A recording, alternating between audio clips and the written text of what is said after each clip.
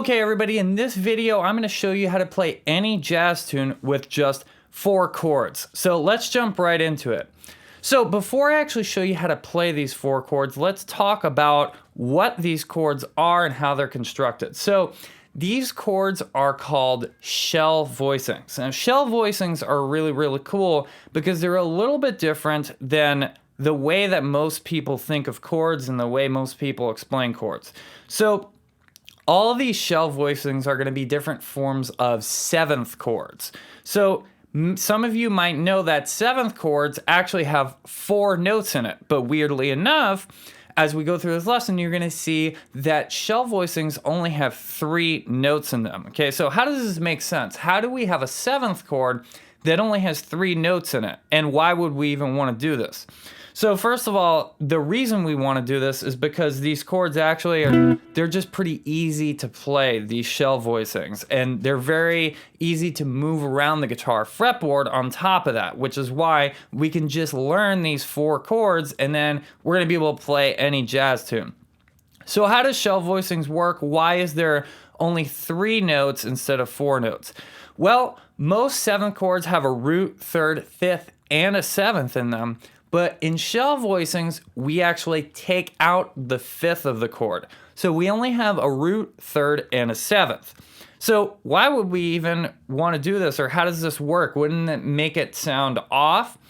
Actually, no, because the 5th is actually the least important note in any given 7th chord. Why is the 5th the least important note? Because the 5th is found in almost every single form of 7th chord, except for diminished chords. So the 5th is going to be in your major 7th chord, it's going to be in your dominant 7th chord, and it's going to be in your minor 7th chord. So it doesn't really matter if we take the 5th out, because you're still going to be able to get the most important information in the chord, which is actually the 3rd and 7th. So this is not listed above, I'll just play this. Like, this is a major 7th chord that has all 4 notes, root, 3rd, 5th, and 7th. But now look, if I just take out the 5th, it still sounds like a major 7th chord.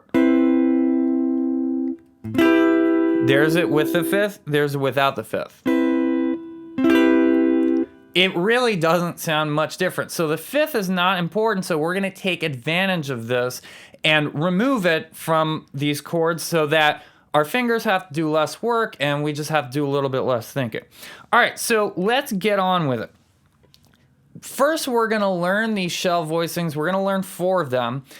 We're going to learn 2 versions of each, though. Okay, so technically it is 8 chords, but it's 2 versions of the same chord.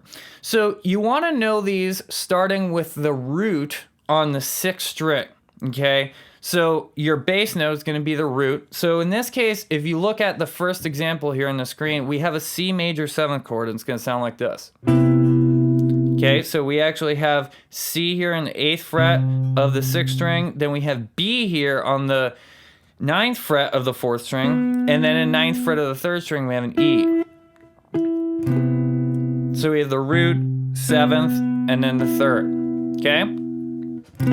So we're going to change this now to a C7 chord the same way that we would do with any other 7th chord to get a dominant chord, which is we're going to lower the 7th, which is that B, we're going to lower it by a half step. So now we're going to move this note from the 9th fret of the 4th string to the 8th fret of the 4th string. Whoops.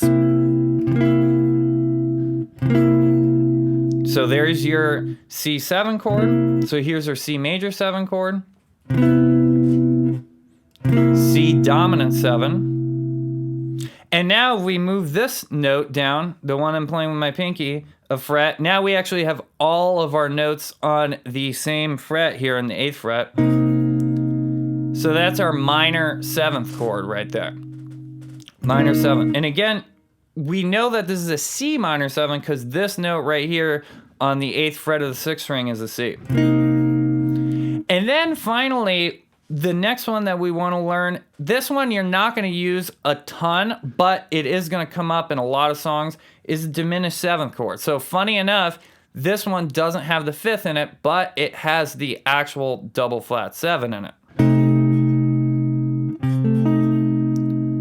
So now we have this note here on the 7th fret of the 4th string. So that's a very, very common diminished voicing. You can also use that for a lot of other purposes as well, but we're gonna use it for diminished voicing right now, okay? So let's just review those. We have C major 7, C dominant 7, C minor 7, and C diminished 7. By the way, after this video, check the comments if you want a document with all the stuff we're gonna cover in this video, okay? So now that you know them on the 6th string with the root on the 6th string, you can practice taking any of these shapes and moving them around. So you just need to pay attention to that lowest note. So like for example, if I want to play A major 7, I'm just going to make sure that this note right here is an A. So there's an A right here, so that's an A major 7. Or if I move it down 2 more frets, this is a G here, that's a G major 7. Or if I move it, here's a D, so I'm going to play the same shape from here, that's D major 7. Same thing with any of these other chord forms. So just practice moving them around. And there's F major 7. Practice being able to see like this note here and lining up with the correct root note that you want. And this way you can find out how to play any major 7th chord, and of course do it with minor 7, dominant 7.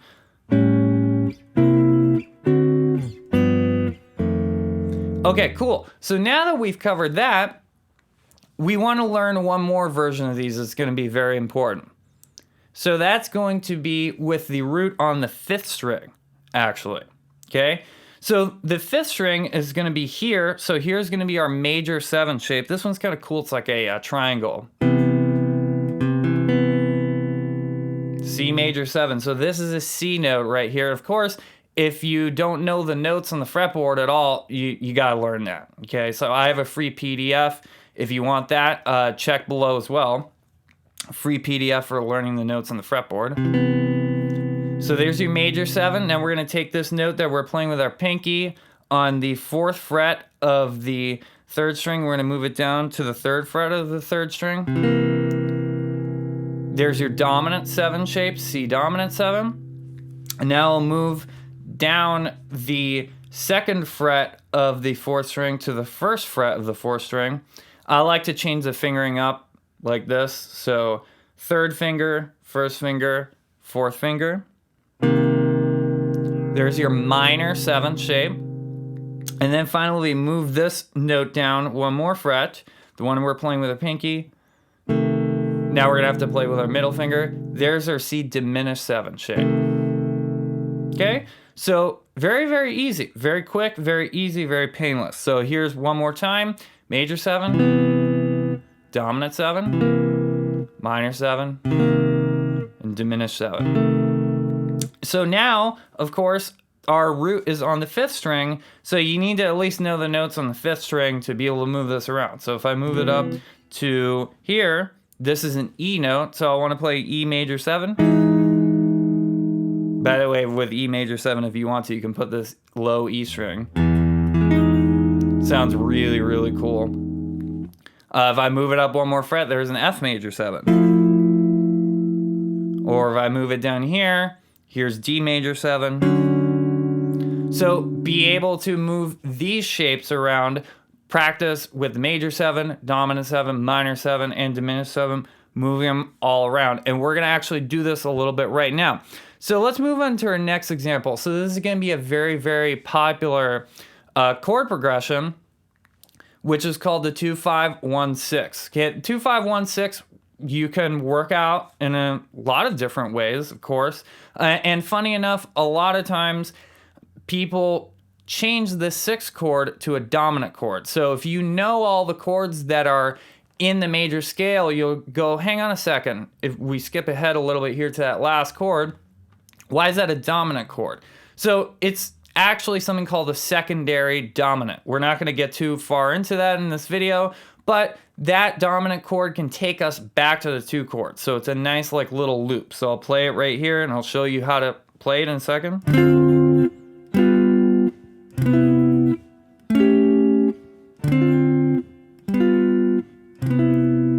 So let's listen to it actually in time with some drums here. 1, 2, 3, 4.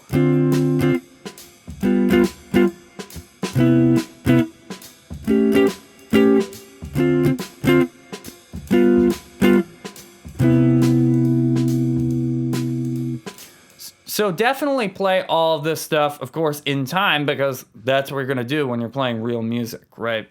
You can't just kind of sit here and take however long you want to change chords. So the chord progression is D minor 7, G7, C major 7, and then A7. That's our 6 that we're turning into a dominant chord, because it takes us nicely back to D minor 7. So here's D minor 7. It's that minor 7 shape from before with the root on the 6th string. So the root is a D there. Then the dominant 7 shape with the root on the 5th string, G7. G is there in the 10th fret. And then our 1 chord C major 7, it's the same, the first chord that I showed you in this video. And then A7. So it's actually the exact same shape as the G7, just moved up 2 frets. So that the root note is A there, okay, on the 12th fret of the 5th string.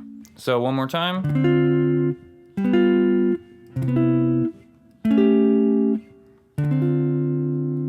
So that's a great chord progression to know. And then actually, if you can, start to process this a little bit more easily, you can take that exact same chord pattern and move that into different keys. So you just need to know what the 2 chord is in the key that you want. So let's say I want to play this in the key of G. Well, I will go to G and actually start the 2 chord, which is that first minor 7 chord, start it 2 frets higher. So in the key of G, the 2 chord's A minor 7. So I do that exact same chord pattern and think all the shapes in relation to each other are going to be the same as the shapes that I just showed you. So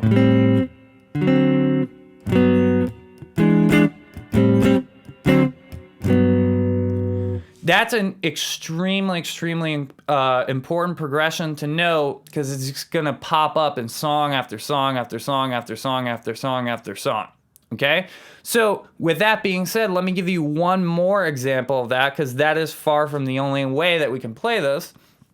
So now if you look on screen, we're going to have this way of playing it. So I'll play it really quick with the drums and then show you chord by chord. 1, 2, 3, 4.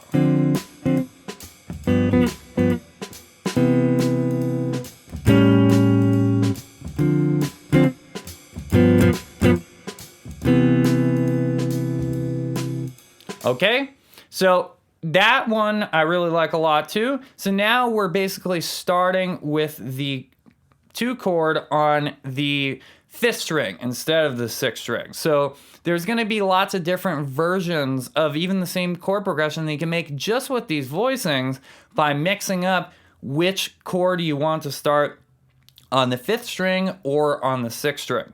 So here we got a D minor 7. It's the same as our minor 7 shape from before. And then G7 with the root on the 6th string. And then C major 7, root on the 5th string. And then A7, same exact shape as that G7 chord, but moved up 2 frets. So play through that progression a couple times and then try to transpose it as well.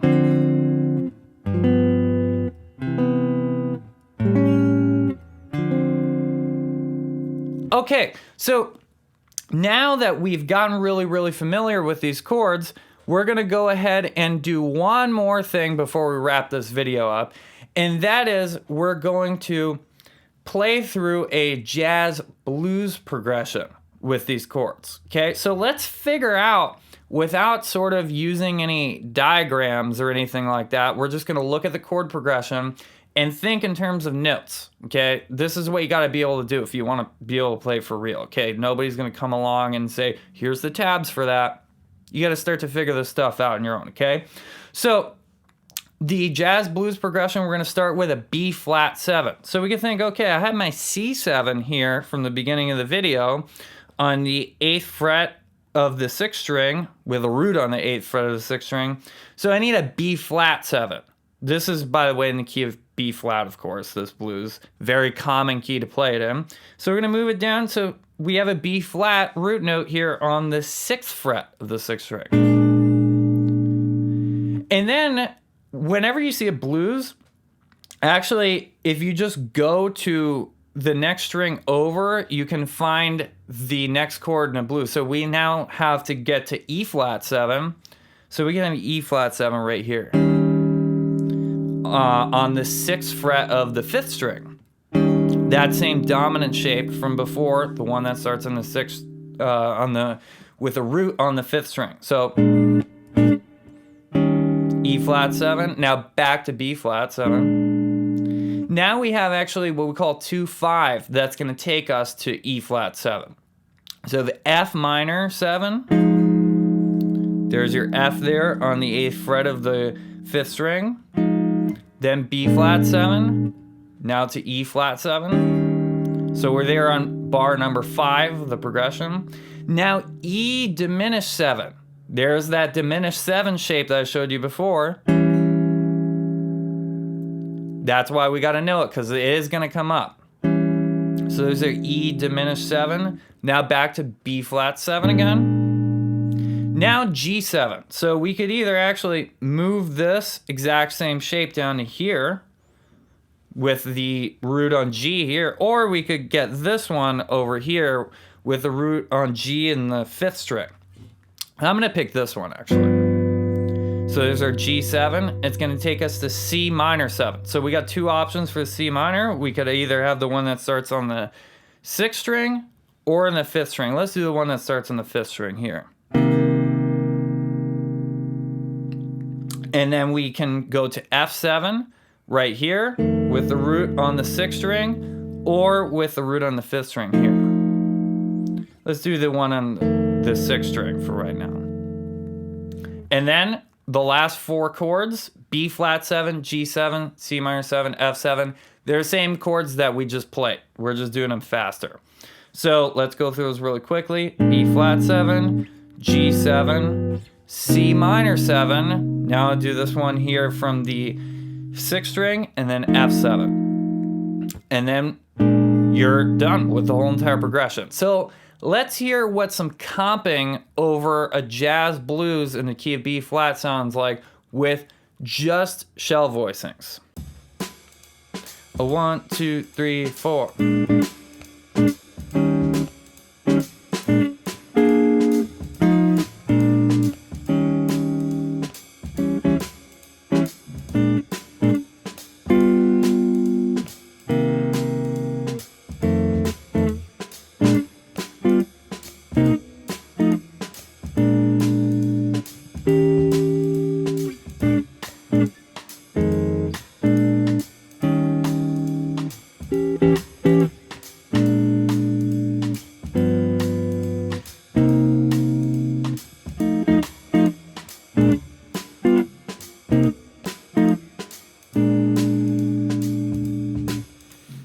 All right, so that's it, guys. If you can play through all of those different chords in any key, play through those 2-5-1 progressions, and figure out how to comp over a jazz blues, ideally you would do it in other keys too, you're ready to be able to figure out any tune.